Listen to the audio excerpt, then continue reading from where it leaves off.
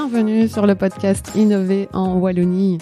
La Wallonie, c'est cette région de Belgique où il y a autant d'idées ingénieuses que de trous sur les routes.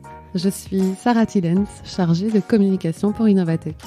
Au quotidien, on aide les entreprises à développer des innovations techniques. Au travers de ce podcast, je pars à leur rencontre. Alors, je suis aujourd'hui chez Aquatic Science à Herstal avec Frédéric Luizzi, l'administrateur délégué. Frédéric Luizzi, bonjour. Bonjour. Alors, on va voir, il y a peut-être de l'info à donner sur ton rôle chez Aquatic Science qui bouge un peu, on va y venir. Aquatic Science, ça a été fondé en 2003, on va y revenir aussi. En gros, c'est le but ici, c'est d'avoir une eau limpide aussi bien pour les hommes que pour les poissons. C'est une bonne façon de résumer. C'est une bonne façon de résumer. Je t'avais rencontré il y a déjà quelques années. On avait fait une vidéo sur une piscine. Je me souviens, c'était un super tournage. Aller filmer une piscine, il y a quand même des choses qui sont plus sympas que d'autres. Et toi, donc c'est une innovation phare chez Aquatic Science, même si vous en avez plein. C'est la filtration biologique qui finalement donne une alternative au fait de mettre du chlore dans les piscines. Exactement, oui. On peut vraiment se passer complètement du chlore tout en ayant une qualité d'eau qui est suffisamment rassurante au niveau sanitaire que pour ne prendre aucun risque en se baignant dans une eau qui n'est pas désinfectante. On va en parler aussi un peu plus. C'est très intéressant le chlore parce que pour être une nageuse fréquente, je t'avoue que le chlore c'est bien un truc qui m'ennuie. Donc des piscines sans chlore, j'en cherche encore. Il y a des piscines publiques sans chlore que vous avez. Oui, donc à la fois des piscines publiques et on parle aussi de piscines semi-publiques. Donc ça va de piscines communales, mais aussi en passant par des piscines d'hôtel, d'aquafitness, de camping. Ah ouais, donc voilà, il y a moyen d'en trouver en Belgique que vous avez. En Belgique, public, pas encore. Pas encore. Ah ouais. Il y a des projets, on s'en approche, mais c'est pas encore le cas.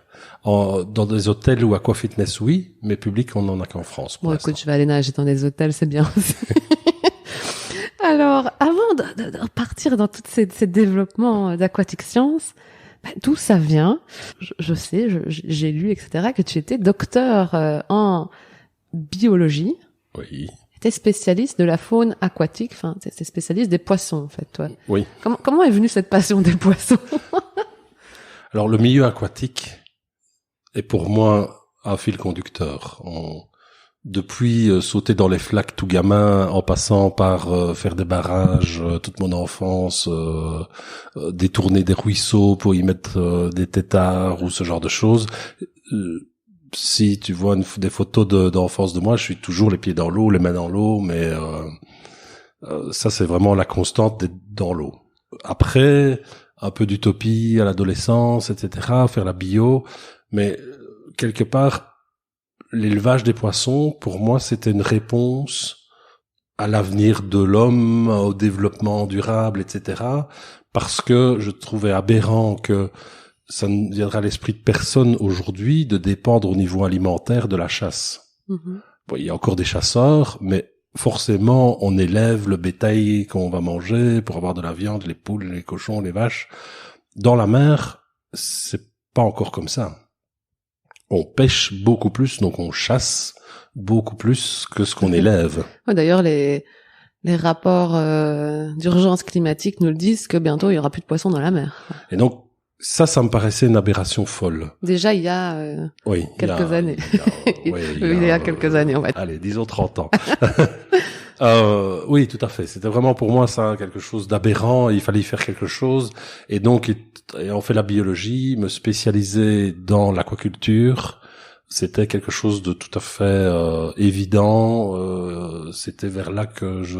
Et tu voulais faire quoi? Élever plein de poissons? Tu voulais justement, protéger les océans en permettant de nourrir la planète avec des poissons d'élevage plutôt que des poissons pêchés. Ok. C'était les rêves de jeunes adultes ou de grands ados, c'était ça. Après, donc, j'ai travaillé plusieurs années dans ce secteur, dans l'aquaculture. J'ai notamment travaillé à la fois dans une très grosse entreprise, dans le numéro 1 mondial de l'alimentation pour poissons, puisque pour élever des poissons, il faut les nourrir. Et on donne plus qu'1 kilo de nourriture pour avoir 1 kilo de croissance. Et donc, le marché de l'alimentation des poissons est encore plus grand que le marché des poissons lui-même. Et donc, j'ai travaillé en Norvège, chez le numéro 1 mondial de l'alimentation des poissons. Et là, j'ai un peu revu mes rêves un peu différemment. Pourquoi il faisait trop froid? Non, c'est la découverte de l'agro-industrie. Ah oui, bah oui, là-bas, à très, surtout très là-bas. grande échelle, telle que on peut la voir sur toutes ses facettes, quoi. Quoi, là-bas, c'est tous les saumons d'élevage ou qu'est-ce que tu voyais? Oui, là-bas? et je veux dire, où se jouent les enjeux quand on veut nourrir un saumon, quand on veut nourrir un autre poisson, quelle stratégie on va faire pour diminuer le coût de l'aliment, pour qu'ils grandissent plus vite. Ah ouais, donc là tu t'es dit, oh mon Dieu, qu'est-ce qu'on leur donne, qu'est-ce qu'on fait, enfin tout ça, quoi. Voilà. Ok. Et avec mon diplôme de maîtrise en poche, j'ai pas eu l'impression d'avoir les leviers pour pouvoir être un acteur participant à des solutions. Et c'est comme ça que j'ai quitté mon boulot et j'ai obtenu une bourse pour faire un doctorat en Écosse, à Stirling, qui est un peu l'université phare en matière d'aquaculture en Europe certainement, mais aussi très fort dans le monde, puisqu'on était pas loin de 40 nationalités dans le département d'aquaculture. Donc, ce qui a permis de rencontrer des gens de partout et de retrouver... T'as vu des poissons de partout aussi là-bas, il y a tout. Aussi, il y avait certains travaillaient sur des poissons tropicaux, d'autres sur des mollusques, d'autres sur des crustacés, etc. Donc, c'est beaucoup d'échanges dans tous les domaines. Et ça ravivait la flamme, je dirais. Ouais, tu retrouvais des gens qui pensaient peut-être comme toi, voilà, qui voulaient, oui. Ouais. Et donc, ça m'a permis de continuer dans le domaine de l'aquaculture. Et puis alors, j'ai travaillé pour l'Europe, comme gestionnaire d'un réseau de transfert de technologie de la recherche vers les entreprises en aquaculture. Et donc, je gérais un réseau européen. Donc, on travaillait de mémoire, c'était 13 langues différentes dans 17 pays. Donc, je voyageais énormément. J'étais une semaine en Finlande, la semaine suivante à Chypre, ou la semaine après en Espagne, par exemple. Sympa. À chaque fois, t'allais voir les poissons du coin?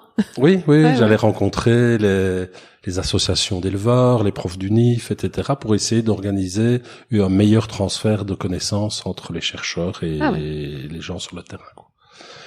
Super, des expériences extraordinaires, des lieux magnifiques, mais très très difficile d'avoir une vie familiale. Évidemment, il y a toujours du pour et du contre. Quand on est parti plus de 100 jours par an, surtout qu'à l'époque les billets d'avion étaient beaucoup moins chers quand on restait le week-end sur place. Maintenant c'est l'inverse. Voilà. Et donc dans les budgets, vu les budgets serrés, je restais toujours les week-ends sur place. Ouais. Donc j'étais tout simplement jamais à la maison. Et une opportunité s'est ouverte. La région wallonne a créé les interfaces dans les entreprises, dans les universités qui ne les avaient pas encore, des interfaces entreprises-universités. Et j'ai postulé, j'ai eu le boulot pour l'interface qui se créait aux facultés à Namur. Ok. Et donc Europe, puis après plus vraiment la région wallonne. Donc là, c'était beaucoup plus local dans l'aire de jeu, entre guillemets. Par contre, beaucoup plus diversifié en termes de thématiques. Parce que là, c'était plus l'aquaculture, c'était l'ensemble des recherches menées à l'université. Et donc, ça, intellectuellement, c'était extraordinaire, parce que j'ai pu travailler sur la valorisation de recherches en mathématiques appliquées, ou en philosophie. C'était plus que dans les poissons, dans l'aquaculture du tout, là. C'est tout domaine confondu. Tout domaine, ouais. Ce qui m'a valu pouvoir me rapprocher de certains profs et de saisir des opportunités. C'est comme ça que un des professeurs de Namur, János Benágy, a développé des nanotubes de carbone et a voulu créer une spin-off, donc une nouvelle société sur base de sa recherce. Donc c'était dans ma fonction de l'aider. Juste nanotube de carbone, parce que moi je sais un peu... Mais tu sais, ma maman parfois elle écoute le podcast et elle ne sait pas ce qu'est un nanotube de carbone. Alors les nanotubes de carbone, il faut voir ça comme un espèce de micro tout petit fil de fer sauf qu'il n'est pas en fer, il est en carbone, mais dans sa structure et dans ses fonctions, on pourrait faire des liens, et qui a la particularité d'avoir des propriétés extraordinaires. Donc ça conduit l'électricité de manière très très très efficace, beaucoup mieux que le cuivre par exemple. Ça conduit la chaleur, et on peut de ce fait l'utiliser comme un additif. Au même titre qu'on va mettre une peinture rouge dans un plastique pour rendre le plastique rouge, on peut mettre des nanotubes dans un plastique pour lui faire conduire le courant. Alors qu'un plastique est isolant et ne laisse pas passer le courant, avec des nanotubes, on va pouvoir modifier, moduler ses propriétés. C'était au moment où on en parlait beaucoup des nanotubes de carbone. Hein. Je me souviens d'une époque où on ne parlait que de ça, quoi. C'était le sujet phare. Ah, mais c'est vraiment un matériau tellement magique qu'il a permis de rêver à des millions d'applications, etc., qui, après, ont mis beaucoup plus de temps que prévu pour se concrétiser, devenir économiquement viable, mais c'était une aventure fabuleuse, oui. Et donc, ce professeur de Namur a trouvé une façon de les fabriquer. Ce qui était unique à l'époque, ça se fabriquait en quelques grammes, pas plus. Et donc, on a créé une nouvelle entreprise pour faire ça. Mais c'était encore très neuf et pas vraiment dans les mœurs des universités, et surtout peut-être, en tout cas de celle de Namur, de vraiment s'engager dans une démarche entrepreneuriale, de prendre des risques, ce genre de choses. À tel point que moi je me sentais vraiment assis entre deux chaises, en étant à la fois très enthousiaste, séduit et sollicité énormément par les chercheurs pour faire beaucoup plus que ce que de l'autre côté l'université me permettait de faire dans le cadre de ma fonction à l'interface. Je me sentais vraiment bridé. Donc j'ai préféré quitter l'université, je suis parti avec l'entreprise en fait. Et donc on l'a créé ensemble à 5. C'était une super aventure. Et là j'avais fait le premier pas de créer une entreprise, de participer à la création. C'est ta première expérience entrepreneuriale alors? Oui. Puis d'autres ont suivi par la suite. Donc après, il y a eu Aquatic Science. J'ai été impliqué aussi dans la création de Straticel, une société spin-off aussi, qui a développé une méthodologie pour faire des peaux artificielles, non pas pour soigner les grands brûlés, mais plutôt pour pouvoir tester par exemple des crèmes solaires, des produits cosmétiques ou autres, sans devoir le faire sur des pauvres lapins ou des animaux. Là, ça permet de, par exemple, avoir une peau, de la couvrir d'une crème, de mettre ça sous une lampe UV et de voir en accélérer l'effet d'une exposition intensive au soleil et la protection que la crème apporte, par exemple. Ah ouais. Ce genre de choses. Donc là, c'est une aventure qui a duré quelques années. J'ai été administrateur, j'étais à un moment président du conseil d'administration, et puis il y a maintenant 4 ans, je pense que la société, on l'a revendue à une société française, et donc l'histoire continue, elle existe toujours cette entreprise, mais elle est intégrée dans un plus grand groupe. Et donc en fait, quand tu as commencé à mettre un pied dans l'aventure entrepreneuriale, t'as plus quitté le monde entrepreneurial? Non, depuis bon, il y a eu des échecs, hein. J'ai créé une société informatique de diffusion de musique qui s'est cassé la figure. Sinon, j'ai créé une maison d'édition, par exemple, je publie des bouquins. Ça, c'est aussi une aventure fantastique. En fait, t'as plein de... T'es pas resté que dans la biologie, quoi. Tu vois, t'es passé quand même dans plein de domaines. Oui, tout problème qui a une solution stimulante peut donner naissance à une entreprise, et c'est ça qui est sympa, quoi. Mm-hmm. Aquatic Science, elle arrive à quel moment? Donc t'es chez Nanocil et à ce moment-là, tu crées Aquatic Science ou c'est avant? Non, c'est pendant Nanocil alors. Oui, donc j'étais déjà chez Nanocil. Et donc dans mon parcours universitaire en Écosse, j'y avais rencontré un autre chercheur belge, liégeois, qui était devenu un bon ami. Et nos affinités mutuelles pour l'eau, les poissons, etc., nous avaient fait envisager de créer un jour une société ensemble. Et ce qui est arrivé en 2003, fin 2003. Au départ, c'était un peu la découverte du monde de la carpe koi. C'est-à-dire la carpe koi, poissons, ce sont les très belles qui coûtent carpes, très cher, là. Rouges, blanches, qui coûtent très cher, etc., qui s'intègrent dans un jardin, apportent du yin, du yang, enfin, il y a toute une histoire. Dans les jardins feng shui zen, voilà. tu mets les carpe koi, oui. Et on s'était rendu compte que c'était un secteur qui en fait n'était approvisionné, que ce soit en nourriture ou en produits ou autre, que par des produits mis au point pour l'aquaculture. Sauf que en aquaculture, une carte d'aquaculture par exemple, comme un élevage classique où il y a son fermier, les cartes d'aquaculture, elles ont leur aquaculteur qui vérifie tous les jours que tout va bien, que l'alimentation en eau est bonne, qu'il y a de l'oxygène, qu'elles ont bien mangé, etc. Ce qui est très différent de la personne qui a un bassin dans son jardin, qui va être couvert de glace en hiver, où on va peut-être partir 15 jours en vacances et pas nourrir les poissons, où en été, la température de l'eau va monter très fort, ça va peut-être être rempli d'algues, ce genre de choses. Et ces pauvres poissons se retrouvaient à devoir se nourrir avec des aliments finalement peu adaptés au stress et à l'environnement très changeant auquel ils étaient confrontés. Et donc moi, ayant travaillé dans l'alimentation pour poissons, mon partenaire Bruno, lui vétérinaire dans le soin des poissons, on a un peu naturellement démarré l'entreprise avec des aliments particuliers et des produits de soins. Okay. Qui permettaient d'avoir des poissons en bonne santé et bien nourris. Et ça a été un peu le démarrage. Et Bruno, dans sa clientèle, étant vétérinaire avec une spécialisation poisson, mais était un peu le vétérinaire de contrôle et de soutien de plein de magasins spécialisés. Et donc, quelque part, l'accès au marché, il l'avait déjà. Ce qui a permis de démarrer l'entreprise assez facilement, dans un garage,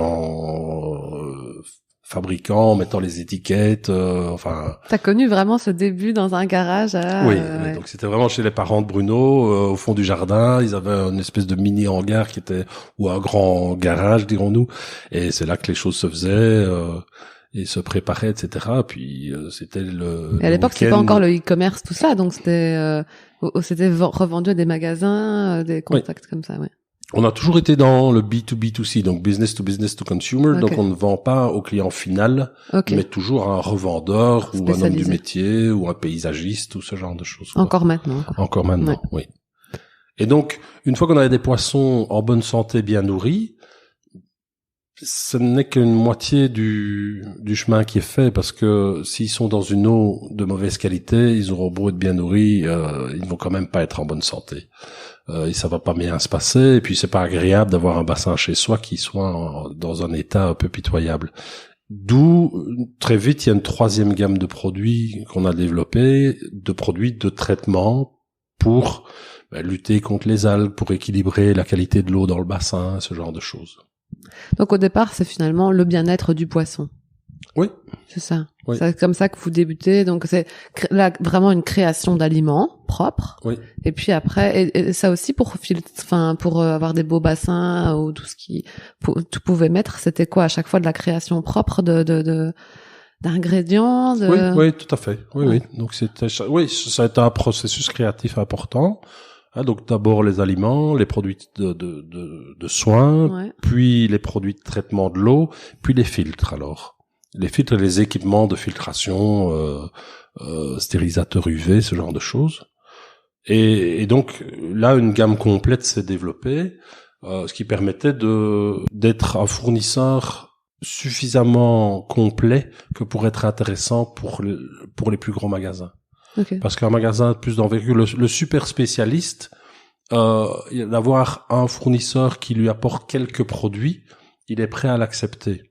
Le magasin un peu plus généraliste, un peu plus jardinerie, il ne va pas vouloir avoir dans un rayon 5 fournisseurs différents parce que c'est 5 rendez-vous pour fixer les prix, c'est 5 encodages, c'est 5 facturations, tout est multiplié par le nombre de fournisseurs et donc il y a plutôt une tendance à essayer de limiter le nombre de fournisseurs.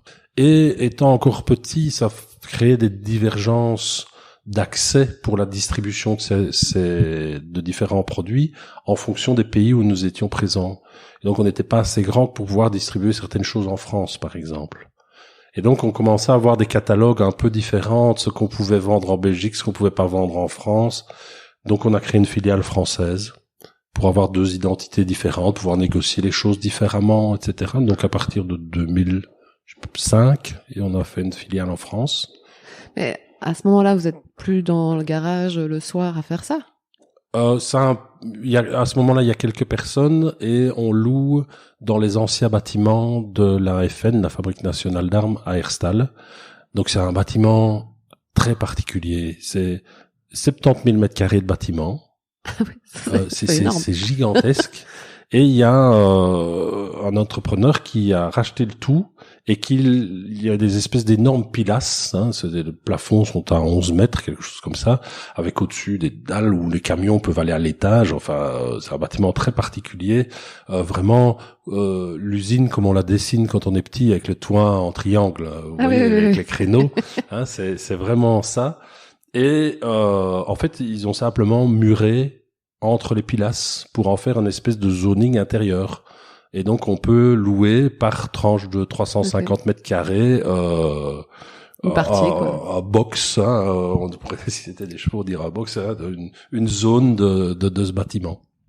Et donc, on a d'abord loué une, puis deux, puis trois, puis quatre. On a grandi à l'intérieur de ce bâtiment en louant chaque fois des zones plus grandes, jusqu'à ce qu'on achète ici dans le zoning des Hauts-Sarts. Et c'est quand le basculement où vous vous lancez, où ça devient vraiment du full-time à quel Alors moment? pour Bruno, ça a été très vite full-time. Okay. Parce que déjà lui, dès le départ, son activité de vétérinaire, il a vraiment un don. C'est vraiment quelqu'un qui a une analyse de la santé des poissons très très très pertinente, avec un regard critique, parce que le médecin il peut encore demander à son patient où il a mal. Le vétérinaire pas. C'est ça. Et donc c'est le vétérinaire seul qui fait le diagnostic, il ne peut pas s'aider quelque part de son patient. Et donc sauf quand il flotte, quand le poisson flotte, c'est pas bon signe. Forcément, il y a un moment c'est trop tard. Mais justement, avec des poissons qui ont de la valeur, il faut vraiment avoir l'œil. C'est la façon dont ils nagent, etc. C'est vraiment une enquête à mener. Il était très très fort pour ça, donc très apprécié. Et aussi, à l'époque, ils étaient 2 vétérinaires poissons en Belgique. Ah oui. En même temps, le vétérinaire faut classique. Peut-être pas 100 000. Voilà, oui. Mais ça veut dire qu'on appelle le vétérinaire classique, les médicaments pour chevaux, non, ça va pas aller. Pour chats non plus, qu'est-ce qu'on fait, quoi? Y a rien de prévu pour pouvoir traiter des poissons, quoi, ou très peu de choses. Ouais. Cette notoriété acquise en étant vétérinaire avait ouvert beaucoup de portes et a permis très vite qu'il travaille à temps plein et qu'on ait des ouvriers et qu'on commence à recruter. Donc ça a été, le démarrage a été relativement vite. Mais toi, au départ, tu n'es pas dans la boîte. Non. Moi, je suis alors dans les nanotubes de carbone à temps plein. Et puis, on se voit le week-end ou en soirée. On regarde les comptes ensemble. Et à quel moment tu rejoins Alors, c'est quand même longtemps plus tard, en 2010. Ok. Où, entre-temps, Nanocil, où on a fait des écrans plats, on a fait des textiles chauffants, on a fait des choses dans tous les domaines avec énormément de créativité et des challenges super. On décide d'aller dans l'automobile. C'est beaucoup moins drôle. C'était les lignes d'admission d'essence, donc la tuyauterie entre le carburateur et... Toi, ça t'éclate pas la voiture. Mais c'est-à-dire que sur une voiture, on innove très peu. Déjà, quand un modèle est sorti, il va être sur le marché pour 5 ans. Pendant 5 ans, il bouge plus, quoi. Il n'y a pas une virgule qui change. Et donc, les choses sont... Il y a un turnover, il y a un renouvellement qui est très lent et des innovations qui doivent être validées pendant très très longtemps avant de pouvoir être lancées en grande série, parce que on ne rappelle pas des millions de voitures sans des coûts gigantesques, parce qu'il y a un petit problème quelque part. Donc le processus est extrêmement rigoureux et super super long. Pour un tout nouveau matériau comme les nanotubes de carbone, c'était une dynamique un peu antinomique. D'un côté, on a un produit magnifique qui permet de faire plein de choses, et d'un autre, on avance petit pas par petit pas. Ouais. Et donc, c'était le moment de changer. Aquatic Science est arrivé à un stade où, là, à l'inverse, il fallait structurer autrement. C'était plus possible pour une seule personne de superviser, contrôler l'ensemble des activités. Donc, il fallait se structurer, il fallait avoir une gestion assez différente.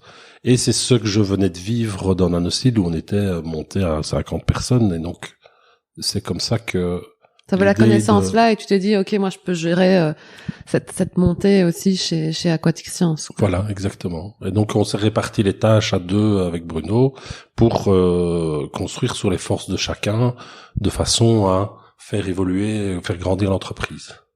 Au niveau du capital, vous avez toujours fait ça sur fonds propres après votre garage, etc. Là, c'était un bon père de famille, quoi. C'était l'argent dégagé qui permettait était réinvesti. Ouais. Alors, un gros investissement a été le changement de bâtiment. Mm-hmm. En fait, le tram à Liège, qui est toujours pas là, mais qu'on annonce depuis très longtemps, hein, on a tous, tu sais, à Mons c'est une gare, voilà. À Liège c'est un tram, on a tous. Voilà. Devait arriver au milieu de ce site. De ces anciens bâtiments de la FN. Maintenant, il n'ira plus jusque-là. Mais toujours est-il qu'un jour, on a été prévenu, attention, bientôt, le tram va arriver, il faudra déménager. Ok. Donc, on a déménagé. Ouais. Et plutôt que de louer ailleurs, on a décidé d'acheter. Okay. Mais ça a un peu changé la dynamique. Parce que le fait d'avoir fait un emprunt conséquent, d'investir pour moderniser le bâtiment, ça te met du stress à rentabiliser, quoi. Ça a mis de la pression, une pression assez forte, qui moi m'a peu stressé. Je suis d'un naturel très optimiste, mais a beaucoup stressé mon associé. Et donc ça a un peu changé la dynamique entre nous, parce que moi j'avais juste envie de continuer, aller de l'avant, etc. Et lui était inquiet en voyant cette lourdeur, ces contraintes financières croissantes. Mm-hmm. Et donc à un moment donné, c'était trop stressant. Il a préféré faire un pas de côté. Et donc moi, j'ai trouvé alors des fonds d'investissement pour lui racheter ses parts et continuer l'aventure dans une configuration différente. T'es rentré avec, donc du coup il y a eu des fonds qui sont venus au capital. Oui, un fonds privé, Nodje, et un fonds public, Meuse Invest, depuis qui s'appelle Nochac. Ouais, bien connu sur Liège. Oui, donc c'est resté très très local comme fonds, hein, parce que Nodje c'est le nom du premier prince-évêque de Liège. Ouais. Et donc avec un fonds d'investissement avec ce nom-là, on se doute bien qu'il est liégeois. Avec Meuse Invest, ça restait très local, mais parce qu'il y avait une ambition qui allait bien au-delà de Liège, mais une volonté d'ancrer l'entreprise localement dans un marché où presque tous nos concurrents ne sont que des importateurs de produits asiatiques. Ah oui. Oui. On a très très très peu les acteurs du marché, ce sont des gens qui apportent de Chine, quoi. Et donc, nous, on fabrique ici, en Wallonie, nos fournisseurs sont presque exclusivement européens. Il y a vraiment un ancrage local dans toute la dynamique de l'entreprise. On essaye de privilégier toujours le local, et ça depuis le début. Et ça nous distingue très fort de l'état du marché et de la concurrence en général. Ouais. Bah oui, t'as su prendre aussi ce côté local avant l'heure, quoi. En fait, t'as toujours été un peu précurseur dans ces manières de penser qui sont peut-être à la mode maintenant, qui sont peut-être plus tendance maintenant, j'ai envie de dire. Ouais. Oui. Mais c'est vrai que par exemple, c'est quelque chose qu'on a toujours fait, mais on n'en a jamais parlé. Et ce n'est que maintenant que ça devient un argument. Sujet. Oui, voilà, c'est ça devient un argument maintenant, alors que finalement tu te dis, j'ai toujours fait ça, c'est normal. Voilà, oui. Et maintenant, tu peux le mettre en argument de vente. Exactement, mais pour pas mal de choses, par exemple, dans nos aliments, pour poissons, ils sont toutes les protéines animales qui rentrent dans la composition sont estampillées du label Friends of the Sea, donc amis de la mer, qui est un label qui garantit que on n'a pas fait de la pêche uniquement pour faire de la farine pour nourrir d'autres animaux. Parce qu'il faut savoir qu'environ je crois que de mémoire, c'est 17 millions de tonnes de poissons qui sont pêchés uniquement pour faire de la farine animale. Et de ces 17 millions, plus de 50% vont pour l'aquaculture. Et donc, et quand on fait de la pêche, je veux dire, nous, les protéines animales qui rentrent dans la fabrication de nos aliments, ce sont soit des déchets de la pêche pour l'homme. Quand on pêche un cabillaud, on n'a pas tout le cabillaud dans son assiette, tout le reste va servir à faire de la farine de poisson. Ou éventuellement des stocks de poissons qui sont en abondance et où pour les réguler on en pêche un petit peu, quoi. Et donc quand on fait ça, on sait quel poisson on pêche. Et donc ce sont des pêches, par exemple on va pêcher le cabillaud, mais c'est pêché avec des filets qui ont la bonne taille pour ne sélectionner que ceux qui pourront permettre de faire des filets, et qui sont des poissons d'âge mûr adulte qui se sont déjà reproduits. Et donc c'est une pêche durable. Par contre, quand on fait de la pêche dite minotière, où c'est pour faire de la farine pour poisson, ben là, n'importe quelle taille de poisson est bonne. On peut aller racler le fond et tout prendre, et peu importe, quoi, quelque part, ça fera quand même de la farine de poisson à la fin, quoi. Et donc, depuis le début, nous, ça nous paraissait mais tout à fait aberrant d'imaginer de faire de la nourriture pour des poissons d'ornement de son jardin et d'aller prélever dans les océans pour ça, quoi. On revient à ma motivation de départ. Déjà, je voulais qu'on arrête la pêche, mais alors en plus, pêcher pour nourrir des poissons, c'était pas possible, quoi. Et donc, on a toujours eu une démarche qualitative à ce niveau-là.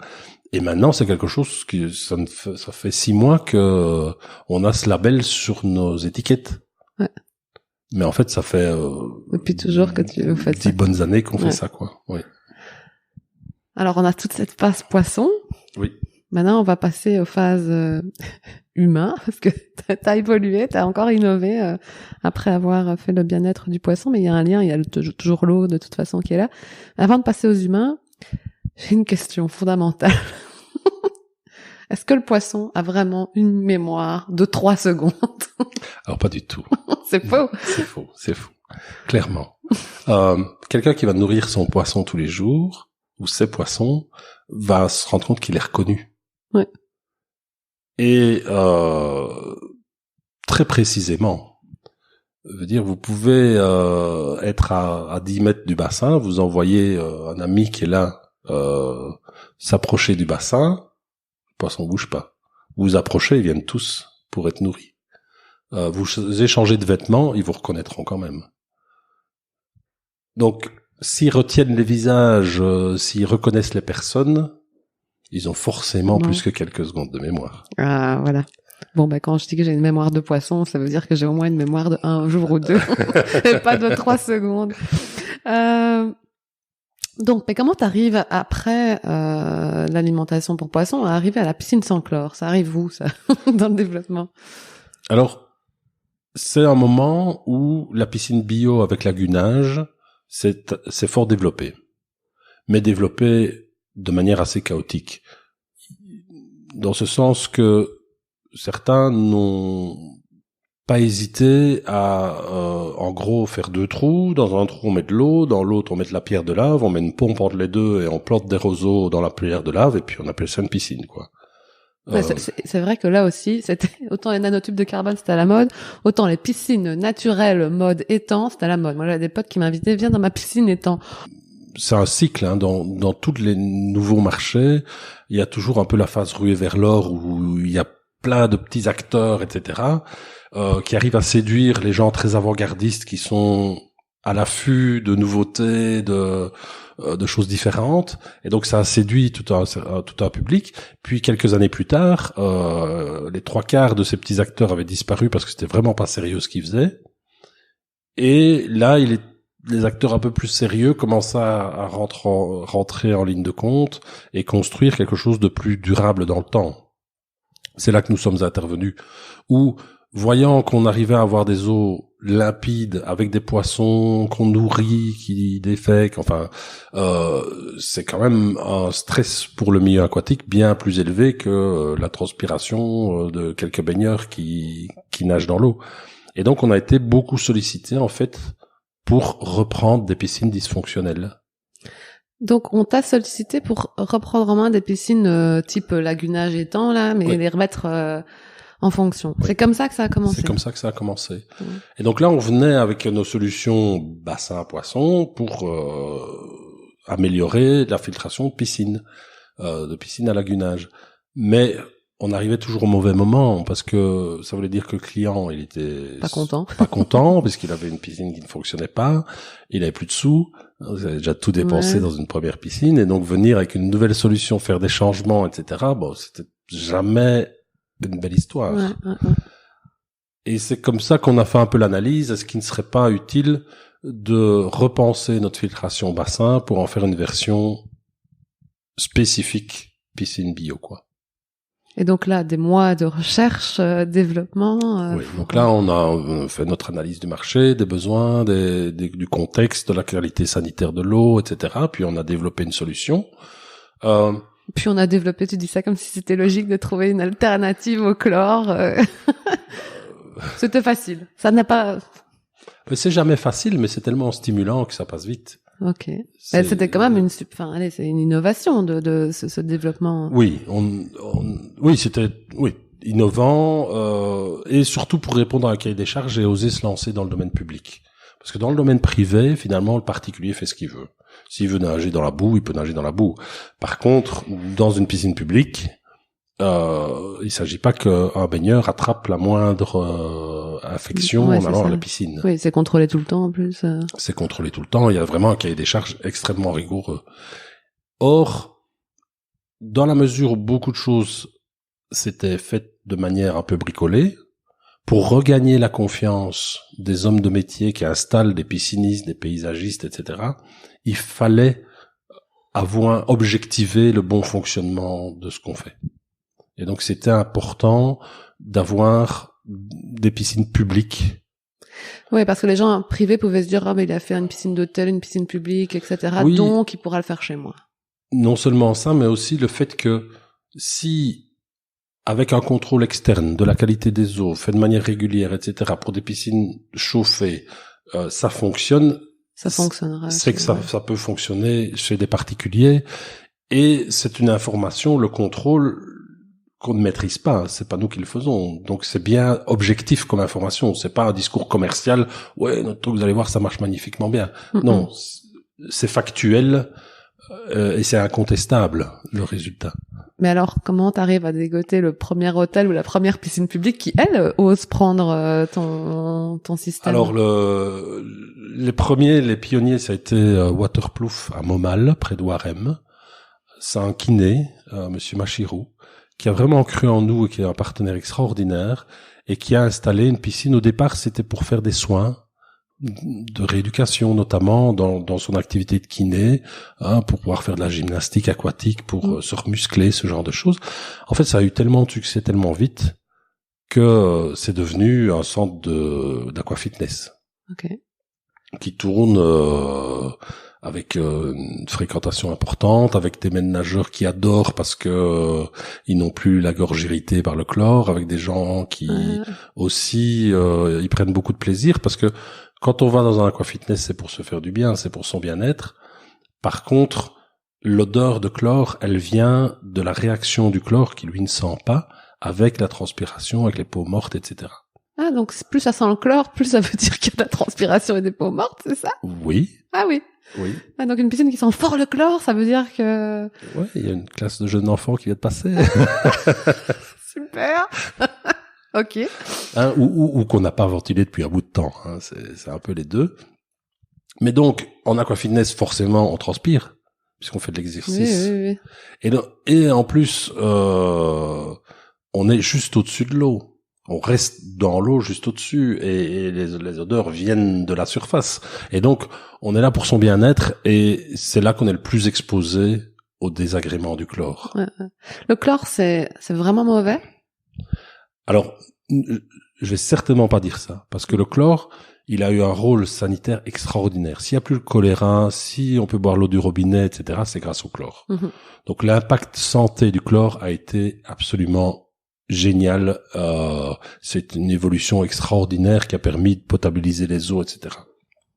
Maintenant, le niveau de précaution qu'on prend dans les piscines, je le trouve moi personnellement excessif. Si on devait appliquer une telle précaution dans les transports en commun, par exemple, dans le bus, on est aussi les uns contre les autres, on postillonne, on parle, on touche les bains, machin, on s'échange aussi de bactéries, moins efficacement que dans l'eau, mais il y a beaucoup d'échanges.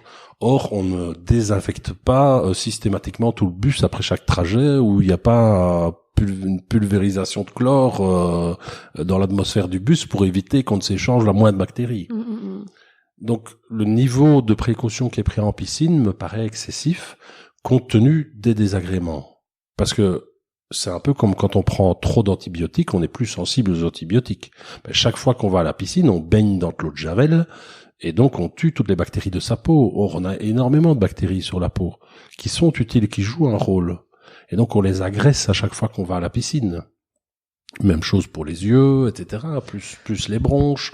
Donc, d'un côté, on a une certitude de quelque part être exposé à des sous-produits nocifs.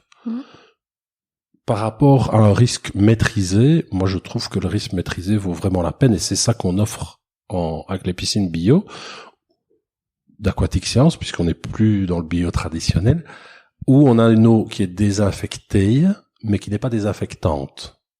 Donc la nuance dans une eau désinfectante, ça veut dire qu'entre deux baigneurs, il y a un désinfectant. C'est le chlore, c'est l'eau de Javel. Nous, à chaque tour de filtration, elle est désinfectée. Et donc, c'est comme s'il y avait de la typiquement une piscine, l'eau est filtrée toutes les 2 heures. Et donc c'est un peu comme si toutes les 2 heures on mettait de l'eau fraîche. Parce qu'elle revient désinfectée.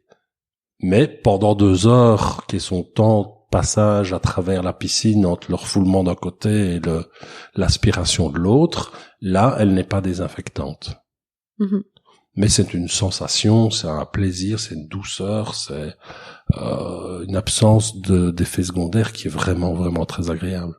Elle est à autant de sécurité que dans une piscine. Ce sont là les suivis de qualité sanitaire qui ont permis de le prouver. Donc on en a une publique en région parisienne qui est en fonctionnement depuis 4 ans, où il n'y a pas eu de soucis, et il y a jusqu'à 900 personnes par jour dans cette piscine.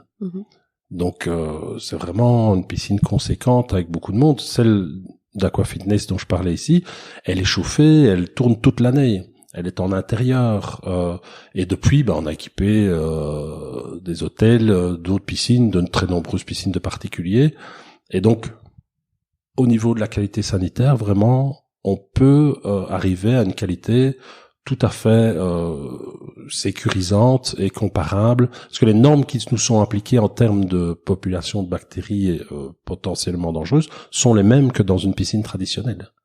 Ouais, donc tu dois de toute façon avoir ce niveau, ce seuil à atteindre dans tous les cas, quoi. C'est ça. Donc, c'est vrai que, moi je nage beaucoup, mais je ne sais jamais d'où vient le problème. Mais c'est vrai que quand je nage, j'ai toujours les yeux tout rouges. Alors moi, je suspecte plus les lunettes de piscine, tu vois, que la piscine en tant que telle. Mais j'ai à chaque fois ces problèmes au-delà de sentir le chlore à 10 kilomètres, quoi.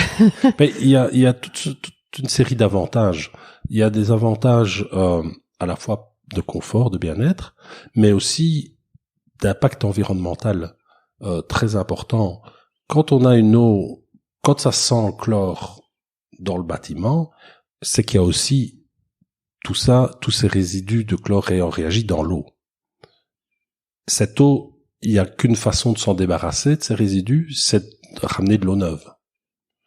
Et donc, il y a beaucoup de changements d'eau dans une piscine publique classique. Chaque fois qu'on ramène de l'eau, on ramène de l'eau fraîche, de l'eau du robinet, quoi, qui a 10, 12 degrés, qu'on va chauffer à 28 degrés. Et donc, nous, on arrive à des consommations d'eau qui sont des fractions de la piscine classique, mais donc aussi beaucoup moins de chauffage. Chauffage de l'eau. Au niveau de l'air, quand ça ne sent plus, on ventile moins. Et donc, donc on t'as des moins chauffer avantages en plus, quoi, oui. que juste. Donc dans les coûts de fonctionnement et même de la construction, en fait, par exemple, le chlore pénètre à l'intérieur à travers le béton sur plusieurs centimètres. Le ferraillage du bâti va se rouiller très vite parce que le chlore peut pénétrer. Donc on est obligé de faire des bétons très épais pour éviter que ça rouille, parce que si le ferraillage dans le béton rouille, alors en rouillant ça gonfle et donc ça crée des fissures. Et donc il y a des piscines qui sont fissurées de partout, et une fois qu'il y a une fissure, le chlore va pénétrer encore plus profond et il y a des dégradations très rapides. Vos châssis, par exemple, une piscine intérieure, les châssis vont être rongés par le chlore. Tous ces inconvénients-là, on ne les a plus, nous on doit juste gérer de l'humidité. Mais alors, au-delà du fait qu'il n'y ait pas de chlore, c'est quoi le système technologique, sans rentrer dans tous les détails derrière? Comment t'arrives à faire ça par rapport à une piscine classique? La source d'inspiration, c'est un lac de montagne. Et c'est ça qu'on reproduit à domicile. Un lac de montagne qui va être cristallin, il y a 3 caractéristiques principales qui contribuent à ce que son eau soit cristalline. La première, c'est qu'il est rempli par de l'eau pauvre, qui ne s'est pas chargée en humus, en terre, etc. Au fond d'une vallée, l'eau a ruisselé sur des prairies, dans des forêts, elle s'est chargée en terre, elle est toute brune, elle est très riche. L'eau du lac de montagne qui a juste ruisselé sur de la roche, il n'y a rien dedans. Et donc ça, c'est la première caractéristique, il faut une eau appauvrie. Et donc on va avoir dans notre système de filtration une filtration mécanique d'une part et une filtration biologique d'autre part. La filtration mécanique enlève en gros tout ce qui flotte. La filtration biologique va venir digérer tout ce qui est dissous dans l'eau pour avoir une eau appauvrie. Donc chaque fois que l'eau retourne à la piscine, on l'a dépourvue, nettoyée, appauvrie de tous ces nutriments, de façon à ce que s'il doit se passer quelque chose, c'est dans le filtre que ça se passe, mais pas dans la piscine. Mm-hmm. La deuxième caractéristique vient du fait que, contrairement à une eau de pluie, l'eau du lac de montagne, parce qu'elle a ruissé sur de la roche, parce qu'elle s'est imprégnée, elle est chargée en minéraux. Et les minéraux vont vraiment jouer un rôle, l'équilibre entre les différents minéraux de l'eau vont jouer un rôle dans sa stabilité, sa capacité à encaisser des variations et des changements sans passer sans virer très rapidement. Tout le monde connaît la soupe qui vire d'un moment à l'autre, par exemple, mais l'eau, des phénomènes similaires se passent dans l'eau, mais pas dans une eau bien minéralisée. Okay. Et donc, il faut une eau bien minéralisée. Donc là, on va réguler et maintenir un équilibre au niveau minéral. C'est la deuxième caractéristique. La troisième, c'est que c'est de l'eau qui a ruisselé, qui est pleine d'oxygène. Elle était en mouvement, il y a eu des échanges entre l'air et l'eau, et donc c'est une eau bien oxygénée. Et ça, il faut aussi une très bonne hydraulique. Il faut bien qu'on traite toute l'eau. Et notre filtre, les bactéries qui vont dégrader tout ce qui est dans l'eau, ont besoin de cet oxygène pour bien fonctionner. Et donc, si on remplit ces 3 caractéristiques de la meilleure des manières, on arrive à avoir vraiment un équilibre tout à fait stable. Et alors, on rajoute simplement une désinfection au rayonnement ultraviolet. Donc, le rayonnement ultraviolet, on reproduit quelque part ce qui se passe dans la haute atmosphère. C'est les rayonnements UV qui sont bloqués par la couche d'ozone. En UV, il y en a 3, A, B, C. A, pour faire vraiment très simple, vous bronzez. B, coup de soleil. C, ça brûle. Ben, en fait, sur le circuit d'eau, on émet dans un réacteur fermé ces rayonnements qui brûlent. Ils vont brûler les bactéries qui passent. Donc, s'il y a des bactéries pathogènes ou des bactéries qui sortent de notre filtre, on a une barrière de désinfection avant que l'eau ne retourne à la piscine. Donc ta désinfection, elle se fait aussi par ces UV, les minéraux qui gardent. Et puis c'est par les UV que on tue tout, quoi. C'est finalement. ça. C'est comme ça qu'on peut parler d'une eau désinfectée. Mais par contre, ce n'est que dans ce réacteur où il y a cette lumière que la désinfection se fait. Il n'y a pas un produit qui est ajouté. Donc ce n'est pas de l'eau désinfectante. Donc il n'y a rien qui maintient la désinfection dans l'eau. Mais par contre, à chaque tour de filtration, on l'a bien désinfecté. Ok. Donc, en fait, le risque, c'est si quelqu'un a vraiment des bactéries que tu vas dans l'air avec lui dans l'eau, c'est qu'elle n'est pas désinfectante à ce moment-là. C'est ça. Ouais. Oui. Mais alors là, il y a un effet de dilution. Parce que, entre le contact direct, où on va être en contact avec la population, donc quelqu'un, est porteur de beaucoup de bactéries, si vous avez un contact direct, vous êtes en contact avec toutes ces bactéries. Mais dans l'eau, elles vont être diluées. Et on est dans une eau en mouvement, puisqu'en 2 heures, on aura tout traité. Et donc, il y a vraiment un facteur de dilution qui fait qu'on n'est jamais exposé à une quantité qui devient problématique et qui pose un risque. C'est un risque tout à fait maîtrisé. Finalement, c'est plus risqué d'être dans le bus à côté, quoi. En tout cas, c'est comparable, c'est pas plus comparable. dangereux. Ouais. Et comme si vous êtes très affaibli, que vous prenez le bus, ou les enfants à la crèche, ils attrapent toujours des maladies, ce genre de choses, il y a des conditions qui sont peut-être peu propices. Quelqu'un de très affaibli, c'est pas une bonne idée d'aller à la piscine. Mm-hmm.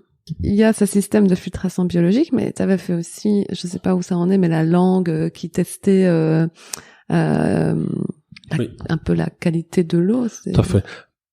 On a essayé de vraiment... Donc, les premières filtrations qu'on a lancées, on les a réfléchies un peu trop comme destinées à nos clients bassin à poisson, j'entends. Un client qui a un bassin à poisson, tous les jours, il doit nourrir ses poissons. Donc, tous les jours, il va au bord de son étang. Donc, tous les jours, il voit sa filtration. Et donc, mesurer la qualité de l'eau, tourner une vanne, changer une ampoule, ça fait partie de la routine, ça fait partie du hobby, ça fait partie du plaisir d'aller au bord de son étang. C'est pas du tout le comportement du propriétaire d'une piscine. Il veut, quand il ouvre son volet, soit nickel, il puisse sauter dedans, et puis il pleut pendant 15 jours, il va plus y aller. Ouais. Or, on avait conçu des systèmes de filtration qui demandaient un suivi et une compréhension de la qualité de l'eau, de mesurer les paramètres, se dire, oh là, j'ai des nitrates, il faut que je fasse ceci, ou j'ai des phosphates, il faut que je fasse cela. Et donc, ça restait délicat et ciblé pour un public restreint. Et donc, on a voulu passer à quelque chose qui soit accessible et plaisant pour un public beaucoup plus large. Et ça nécessite alors de ne plus avoir besoin de faire un effort de compréhension ou d'y aller fréquemment. Il fallait à la fois automatiser et avoir les outils d'analyse. Et donc c'est là que on a travaillé avec l'université l'UCL pour développer ce qu'on a appelé une langue électronique, une espèce de goûteur universel qui puisse simultanément goûter tous les paramètres clés de l'eau de façon à pouvoir réguler la filtration et adapter l'équilibre minéral, etc., sans avoir à devoir faire une analyse complexe et ce genre de choses. Donc finalement, dans toutes tes innovations, c'est à chaque fois, tiens, je vais commencer, tu vois, avec les poissons, puis ils veulent ceci, donc on va faire les filtres, ils veulent aussi ceci, mais ils veulent, finalement ils nous appellent, on va faire la piscine, finalement la piscine ils veulent pas trop se casser la tête, donc on va faire la langue, et ainsi de suite. C'est aussi en réaction ou en voyant la demande du marché que tu as continué aussi à innover. C'est comme ça que l'innovation à chaque fois a été ton moteur, ou... Je dirais que c'est 50-50. Et d'ailleurs, c'est comme ça qu'on l'organise aussi en interne. Par exemple, on fait des réunions 2 fois par an avec toute l'équipe commerciale. Donc, on a par exemple 5 commerciaux en France, donc ils reviennent, etc. On fait plusieurs jours d'échanges où ils reviennent avec tous les problèmes du marché, toutes les questions, toutes les améliorations possibles, toutes les suggestions qu'ils ont entendues. On fait le point sur ce que les clients pourraient vouloir pour améliorer les choses. Et dans le planning et dans l'affectation des ressources en recherche, traiter ces demandes-là, ça doit faire 50% du travail de recherche. Ok. Parce que en partant des demandes des clients, on est dans une recherche incrémentale. On va monter une marche à la fois, toujours un petit peu mieux. Mais on va rien révolutionner.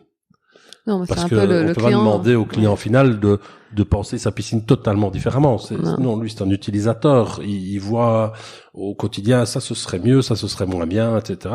Avec l'histoire de la voiture, on aurait demandé qu'est-ce qu'il fallait faire un cheval qui va plus vite, pas spécialement une voiture, mais c'est exactement, un peu voilà, c'est ça quoi. Et donc il faut que l'autre moitié, ça vienne plutôt du réseau, de contacts, de lecture scientifique, d'idées un peu folles, parce que c'est ces idées-là qui nous amèneront à révolutionner, penser, innover. Ouais. Et donc, par exemple, dans le cas de la langue, quand je l'explique comme ça, c'est très cohérent dans une continuité, mais en fait, on a commencé ça plusieurs années avant que le problème se pose.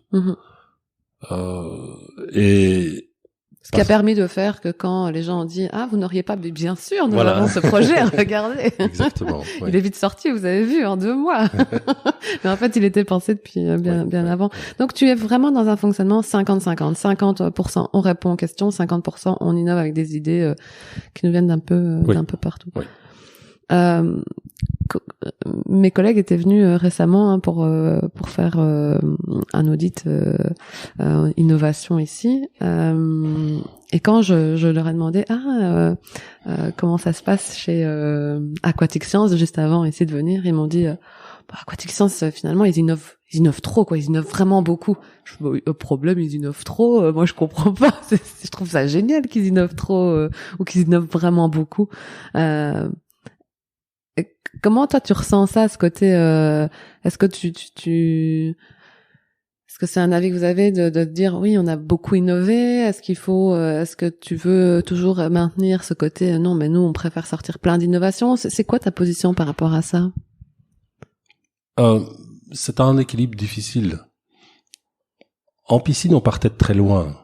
Parce que en partant des lagunages et devoir être comparé à des piscines complètement automatisées, gestion du chlore, etc., et faire mieux sans le chlore, qui quand même est assez facile, quoi, pour résoudre tous les problèmes. Il fallait vraiment être très moteur, innover dans tous les sens pour rattraper des dizaines d'années de retard technologique et se mettre à niveau, voire mieux.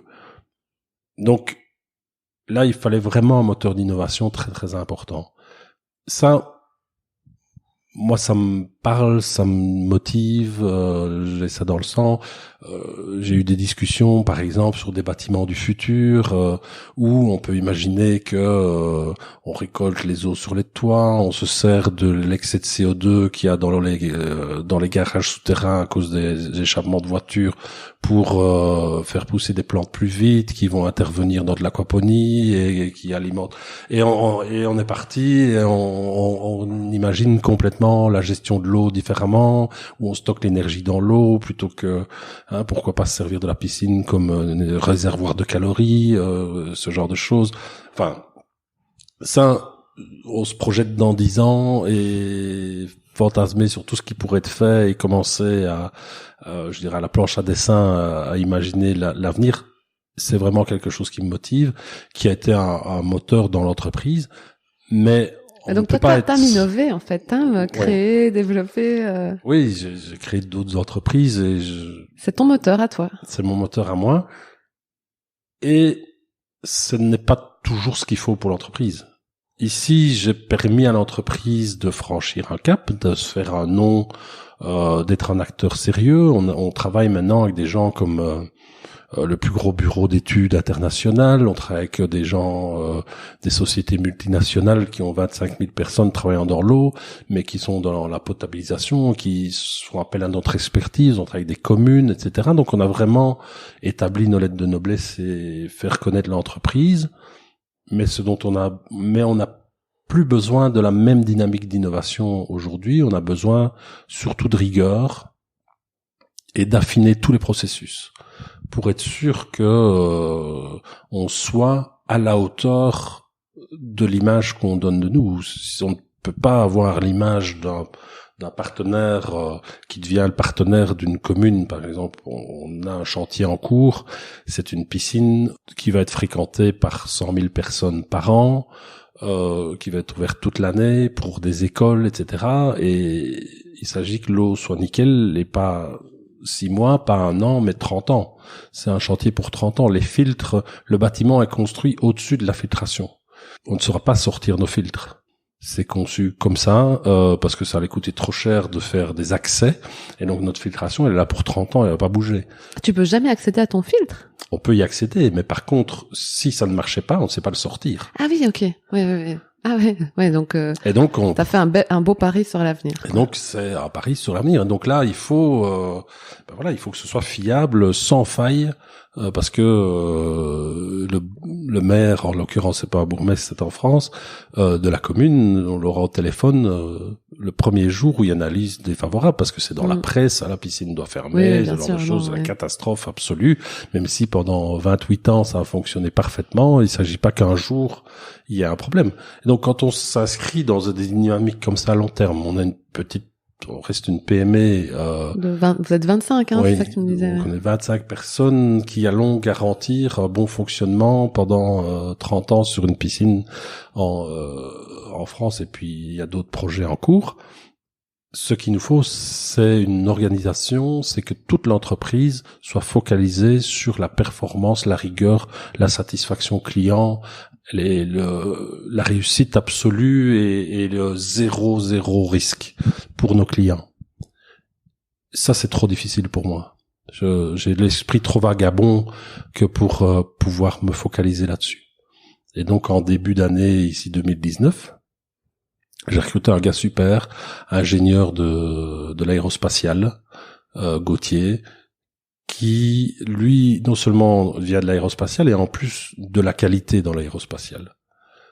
Et donc, c'est quelqu'un qui arrive à allier à la fois un côté sociable, social et commercial très fort, donc un côté humain super. Il est sympa, quoi. Oui, mais c'est plus que ça. Il donne confiance, il échange bien. C'est pas du tout quelqu'un d'introverti. Donc, un porte-parole vraiment Idéal, super. ouais. Et en même temps, quelqu'un qui a la rigueur dans la peau, quoi. Je veux dire, prendre des risques dans l'aérospatial, c'est pas possible. Et donc, il a été drillé et il a une structure d'esprit focalisée sur la qualité, sur le zéro défaut, etc. Et c'est important que le patron incarne ce qui doit être le moteur de l'entreprise. Et donc ici, il y a 15 jours maintenant, on a changé de casquette. Donc c'est plus moi le patron, c'est lui. Et moi, quoi, ça vient de se faire, quoi, il y a 15 jours. Et quoi, officiellement, tu as passé la main dans l'entreprise alors? Oui, tout à fait. Juste, oui, donc c'est acté par le conseil d'administration, c'est officiel, c'est lui l'administrateur délégué, ce n'est plus moi. Et c'est lui qui va être à la barre du bateau pour la suite. Moi, il faut que je prenne un peu de distance, parce que sinon je serai une belle-mère. Il s'agit pas que j'ai toujours mon avion, mon temps faisait comme ça, etc. Sinon ça changera pas, ça n'évoluera pas. Or, on a besoin que ce soit ça le moteur de l'entreprise pour continuer sa croissance. Donc on change de capitaine à la barre.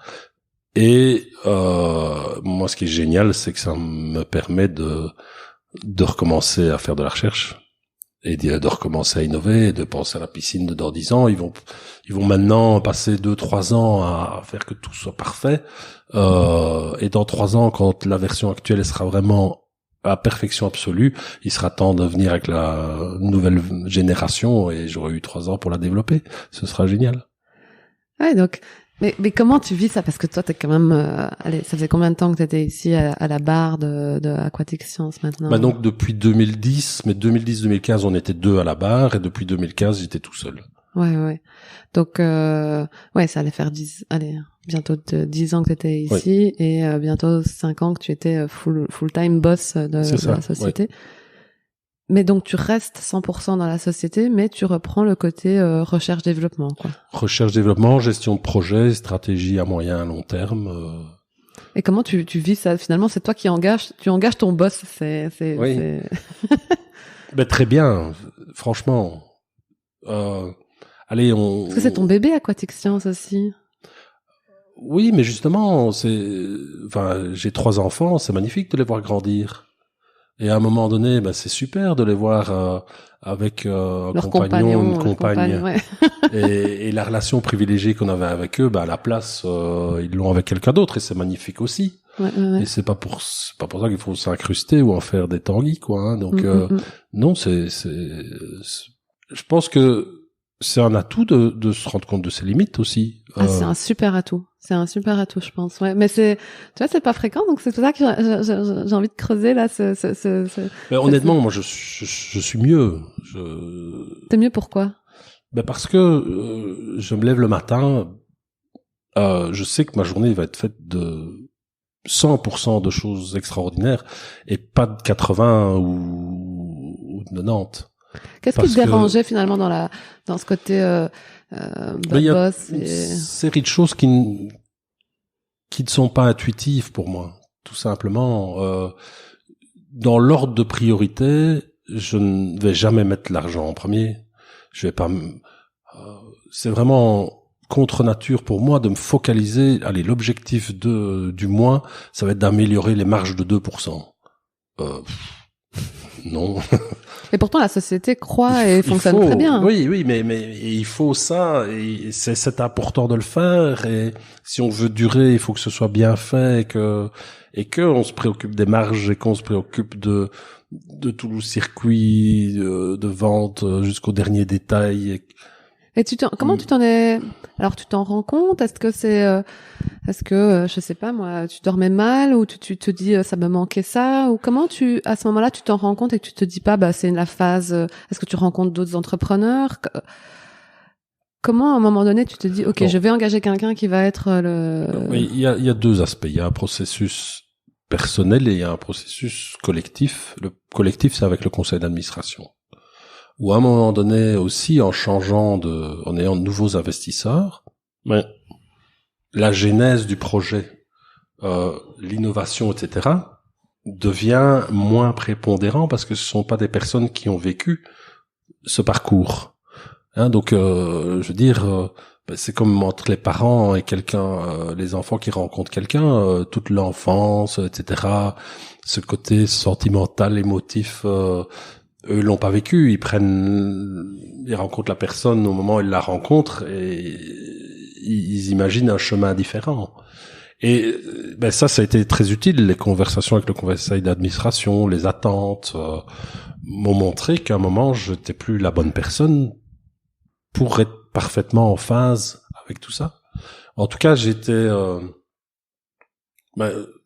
c'est plus la bonne personne, c'est peut-être un peu exagéré. C'est surtout pas la meilleure, en tout cas. Et j'aime bien faire les choses à fond. Et donc, autant passer la main à quelqu'un qui va le faire mieux que de s'esquinter soi-même pour essayer d'y arriver. Et puis, je suis meilleur ailleurs. Donc... Mais en même temps, tu veux quand même rester dedans, vu que tu veux continuer la recherche et le développement ici. Donc, tu te dis, c'est pas que tu voulais, bon, allez, je remets la société ou je la revends, ou non, c'était pas la volonté non plus. Non, l'aventure continue. Et j'adore cette entreprise et ce qu'on peut faire, vers où on va. Mon rêve absolu, c'est que aujourd'hui on est dans le récréatif. Et donc, c'est du nice to have, c'est du loisir.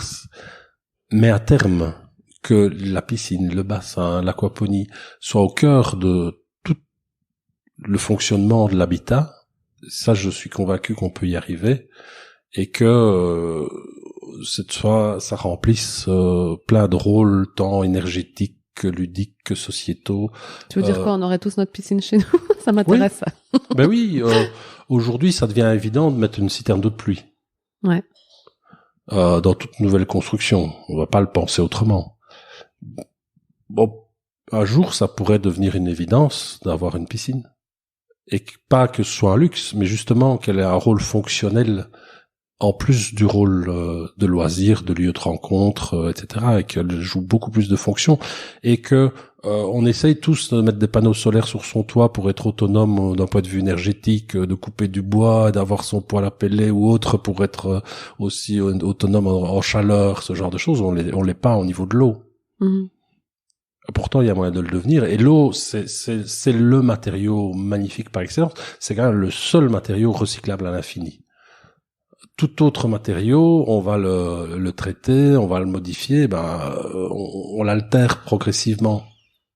Et on perd de sa pureté, etc. Et donc, il y a bien un moment où le cycle s'arrête. L'eau, on peut la recycler à l'infini. Et quand on y met du chlore, par contre, c'est très difficile d'enlever le chlore. Quelque part, c'est un cul-de-sac. Le seul bon filtre au chlore, c'est son orin. Parce qu'on boit de l'eau chlorée tout le temps. Pourtant, il n'y a pas de chlore dans notre urine ou extrêmement peu. Et donc, nous, on le filtre très bien. Si on pouvait... Mettre nos reins partout. Ouais, non, mais si on pouvait n'ajouter chlore que tout à la fin, quand on en a vraiment besoin, en dessous du robinet de la cuisine, et partout ailleurs, que l'eau, elle soit une eau vivante, naturelle, bio, qui puisse avoir de nombreuses fonctions différentes, et qui ait un peu ce cycle de régénération au sein de l'habitat, alors on peut imaginer mille et une choses. C'est passionnant, hein. Moi, en plus, tu me parles d'un sujet qui me plaît particulièrement, l'eau, donc de manière générale. En plus, je pense qu'il y a beaucoup aussi de choses à faire dans l'eau de plein de manières. Donc, c'est vrai que ça doit être passionnant. Et je comprends d'un côté ce côté où toi, t'es tellement passionné, t'es quelqu'un qui est créatif, innovateur, et te dire, je peux me replonger là-dedans plutôt que d'être plongé dans de la rentabilité ou des paperasses ou du management ou de l'équipe, ou c'est peut-être aussi ton bien-être personnel qui oui, puis c'est un peu comme un relais, hein. Je veux dire, voilà, je l'ai prise à un moment, je l'ai amené quelque part. Entre les deux, il y a eu du progrès, donc le bilan est positif. Mais là, ça devient un peu lourd pour moi, et donc il faut quelqu'un d'un peu plus costaud ou avec d'autres aptitudes pour poursuivre et rester à la pointe. Tu donnerais quoi comme conseil à des entrepreneurs justement qui innovent? Qu'est-ce que tu leur donnes? Ce serait quoi tes bons conseils de manager, tu vois? C'est parce qu'il est vraiment justement pas facile, mais qu'est-ce que tu lui as dit peut-être à Gauthier, la nouvelle personne? Alors moi, mes conseils, tu les prends, tu fais ce que tu veux, mais voilà ce que je te donnerais comme conseil, comme manager. Même si il faut prendre du plaisir. Ouais. Absolument. Ça c'est incontournable. On ne peut pas être manager, faire de l'innovation en faisant des petites journées. C'est forcément prenant. Et donc on fait dans les relations humaines avec les autres, que ce soit sa famille proche ou ses collaborateurs, on va se mettre dans des situations de stress, de tension, etc., qui induisent des comportements parfois un peu moins conciliants, plus rudes. Si en plus on n'est pas bien dans sa peau, alors on devient désagréable. Ça, c'est le pire qui puisse arriver, quoi. C'est vrai que j'ai interviewé pour un autre podcast Fred Colantonio, et il pensait lui que améliorer la vie professionnelle des gens pouvait améliorer leur vie générale. Donc il voulait les prendre par là, parce qu'il dit voilà, on passe tellement de temps dans le boulot qu'il faut que ce soit super pour que ta vie soit super. Oui. Je pense que tu penses un peu, du coup, il faut vraiment prendre du plaisir, il faut que oui, je pense qu'il faut être bien pour diffuser de la bonté. Et pour que les autres autour de soi soient bien, ou en tout cas n'aient pas à souffrir d'être autour de nous. Et quand ça va, tout va. C'est comme on dit, hein, quand on a la santé, tout va. Au niveau plus psychologique, être bien dans sa peau, c'est crucial. Mm-hmm. Et être bien dans son rôle, peut-être aussi.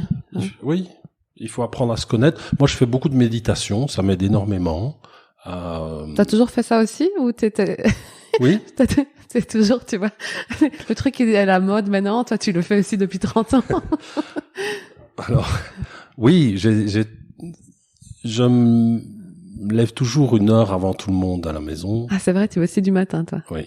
Et j'ai mon heure à moi. Ah ouais.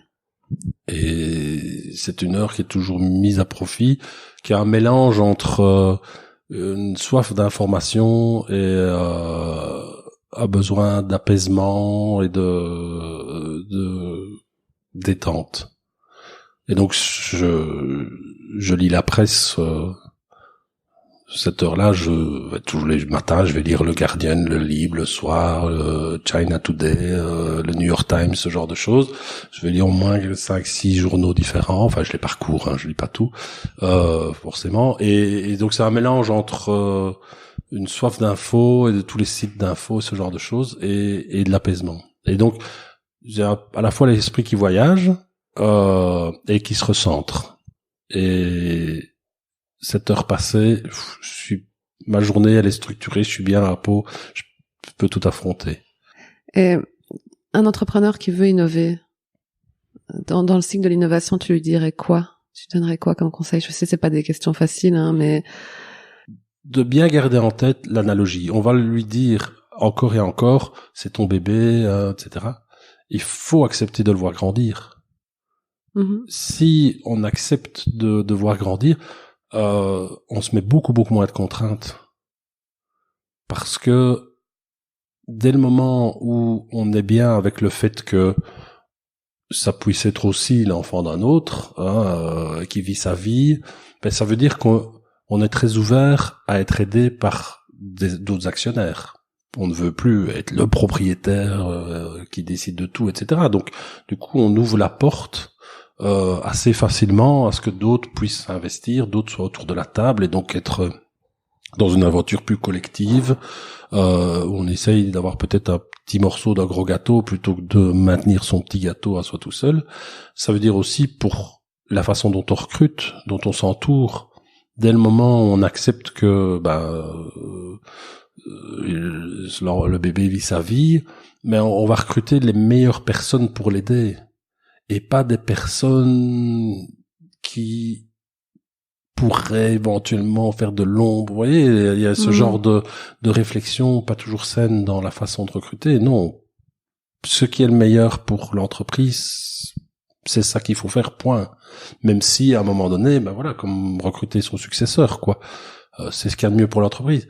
Et ça, c'est un état d'esprit, je pense, dès le départ. C'est toi qui l'as recruté, d'ailleurs? C'est toi qui as recruté le successeur?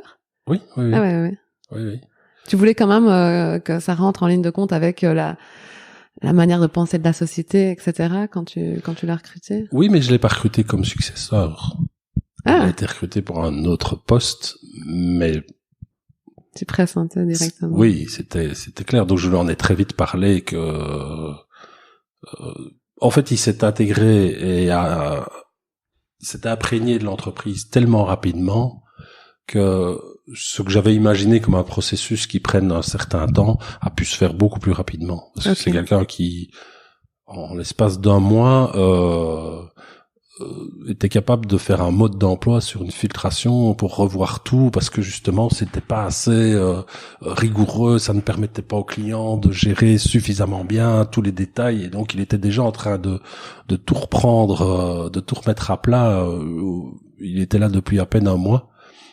Et donc c'était un peu naturel, c'était la bonne personne au bon moment. C'est comique parce que je me demandais justement avant de venir, tiens, je vais lui demander s'il a envie, je sais pas, soit de grandir, de revendre un jour, donc du coup ici c'est de grandir et finalement d'avoir une personne qui va se concentrer sur la rigueur et donc peaufiner les innovations, ne peut-être pas en développer 1000 demain, mais vraiment peaufiner, faire des petits diamants de magnifiques, des diamants bruts que tu as mis sur le marché. Ouais. S'il y a un truc qui t'a fait progresser dans ton parcours, ce serait quoi?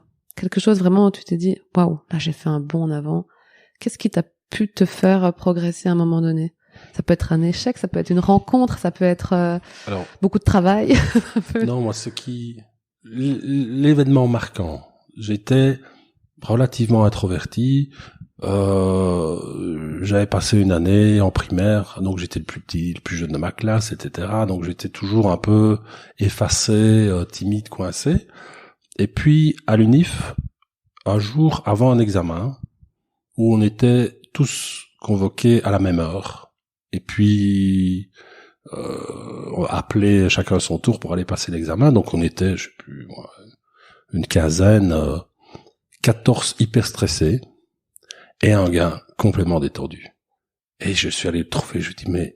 C'est quoi ton truc? C'est quoi ton truc, quoi? C'est pas possible, on est tous là, un examen difficile, en train de super stressé, et lui, zéro stress. Ah bon, il y a examen? C'est ça? Non, c'était vraiment l'assurance absolue. Mais il m'a dit, mais je sais que je connais. Je n'ai plus qu'à en convaincre le prof. Waouh. Moi, ça a été un changement radical. Ah ouais, donc cette petite phrase d'un étudiant a été un changement radical. Oui. Parce que je suis quelqu'un de conviction, j'ai des convictions profondes sur plein de choses. Et en fait, à partir du moment où on se dit, bah oui, je suis convaincu, j'ai les infos, j'ai fait la démonstration scientifique, etc. Je maîtrise, je détiens une information. En fait, je dois pas me stresser. Je dois juste convaincre et transmettre cet état de fait que j'ai de l'assurance et que je peux en avoir. Mais dans les relations, dans la communication avec les autres, ça change radicalement tout. On se pose beaucoup moins de questions. On se construit des certitudes. On apprend à se faire beaucoup d'introspection, d'analyser justement ce qu'on connaît, ce qu'on ne connaît pas, ce sur quoi on peut construire les faiblesses et du coup y remédier. Et c'est un tout autre regard, plutôt que de se regarder à travers l'autre. On sait s'analyser soi-même et transmettre à l'autre sur base de nos forces. Et c'est d'arriver à convaincre, donc c'est peut-être ce côté aussi pas commercial, mais tu vois, qui peut être dans une société où toi t'es convaincu que ce que tu fais c'est bien, mais il faut pouvoir convaincre les autres aussi. Oui, mais à partir du moment où tu ne te dis pas qu'est-ce qui pourrait le convaincre, alors je vais lui raconter comme ça, etc. Non, tu dis, moi, vraiment, ce en quoi je crois, c'est ça et ça. Après, de ce en quoi je crois, qu'est-ce qui pourrait l'intéresser? Ceci, cela. On n'a plus l'impression d'être dans une démarche commerciale. On n'a plus l'impression d'être d'influencer ou de dicter la conduite de l'autre. Non, c'est juste un partage. Et donc ça passe tout seul, c'est beaucoup plus facile. Ça demande un gros travail sur soi, mais ça change radicalement la structure de pensée et c'est vraiment épanouissant. Et moi vraiment, je me rappelle encore très bien, c'est ce commentaire devant je vais dire dans quel bâtiment, devant quel auditoire ça se passait. C'était vraiment pour moi un choc. Et j'ai réussi mes études après, j'ai envie de dire presque les doigts dans le nez. Ça a été beaucoup plus facile pour tous mes examens. Enfin, ça a vraiment influencé radicalement ma vie. Mais comme quoi, tu vois, il faut être aussi curieux. Je veux dire, t'as vu ces étudiants, mais tu t'as fait la démarche d'aller lui demander. Et dès le départ, tu vois, il y a une petite démarche aussi de se dire, tiens, j'ai envie de savoir pourquoi, Oui. et d'aller plus loin. Et ça, tu vois, ça paraît parfois, oui, il y a ça après, mais il y a pas le tout. Il y a recevoir l'information, il y a en faire quelque chose, mais il y a surtout aller la chercher. Et mais être scientifique, c'est se poser des questions. Ouais. Ouais, c'est vrai. Donc du coup, c'était peut-être, mais bon, tu l'as fait et t'en as tiré des chouettes conclusions. Si tu pouvais, c'est une petite question pour terminer, un petit peu plus simple. Si tu pouvais rencontrer une personne, ça serait qui et pourquoi tu voudrais rencontrer cette personne? Elon Musk. Ah, parce que lui, il innove dans les voitures. Je pensais en parler. Mais non, mais entre les voitures, l'aérospatiale, PayPal, tous les trucs qu'il a fait, c'est dingue, hein. C'est une machine, cet homme. C'est extraordinaire. Et bon, en même temps, il n'a pas tout fait tout seul, hein. Mais non, mais il a moteur. réussi lui à allier la créativité, mais aussi la rentabilité, le business. Il a tous les côtés en un, ce qui est difficile à avoir, quoi. Ouais, mais c'est ça. Il a beaucoup de. Sûrement aussi, il ne peut pas être aussi performant en étant pas excessif. Et donc il y a la face sombre également du personnage, mais c'est quelqu'un que j'aimerais découvrir. Mais lequel des triplés tu veux voir? Parce qu'ils sont... ils sont 3 en fait, on ne le sait pas, mais... Mais bon, hein, c'est pas très réaliste, hein, mais... Bon, pourquoi pas, dis. Écoute, il est déjà venu en Belgique, hein, un peu caché, mais il est déjà passé en Belgique. Il y a un endroit dans le monde où tu veux aller voir des poissons où t'as jamais été? Alors, il y en a beaucoup. De tous mes voyages, c'est peut-être le Japon qui m'a le plus intrigué et plu. Parce que c'est vraiment, vraiment différent. Et la culture japonaise et cette façon qu'ont les Japonais d'être capables de tout élever en quelque chose une espèce de quête d'absolu et de perfection est très impressionnant. On rencontre au Japon des gens assidus, soucieux des détails dans toutes les tranches de la société, dans tous les métiers, que ce soit le serveur au restaurant jusqu'à l'ingénieur de chez Sony ou ailleurs. Et c'est assez intriguant, cette capacité de mobilisation, cet intérêt pour le collectif par rapport à l'individuel. C'est vraiment quelque chose qui m'intrigue et qui amène à des situations, des endroits magnifiques. Parce que le Japon, quand on survole, les vallées sont hyper densément peuplées. Par contre, ils ont encore des ours, il y a de la vie sauvage extraordinaire. Et donc, il y a énormément de contrastes comme ça. On a 15 millions de personnes à Tokyo, et puis il y a le mont Fuji à l'horizon. Après, entre l'océan Pacifique et la mer de Chine, c'est pas du tout la même chose. C'est le lieu de naissance des koi, hein, c'est de là que ça vient. Donc, oui, c'est un pays intriguant. Beaucoup de curiosité, par contre, je n'imaginerais jamais y vivre, par exemple. Mais c'est un de tes meilleurs souvenirs. Le découvrir plus, ça m'attirait énormément. Ah ben, on va terminer avec ça. Merci beaucoup pour toutes ces informations, pour tout ce que tu as pu transmettre et puis bonne route à Aquatic Science et à tous à cette nouvelle direction et puis à toi qui va développer les piscines, les projets de demain que j'ai hâte de voir prochainement chez Aquatic Science en tout cas. C'est gentil, merci. Bravo et merci. Vous avez écouté cette interview en entier. Si vous l'avez aimé, n'hésitez pas à la partager autour de vous. Et si vous aimez ce podcast, merci de le noter 5 étoiles. Ça nous aidera à le diffuser plus largement.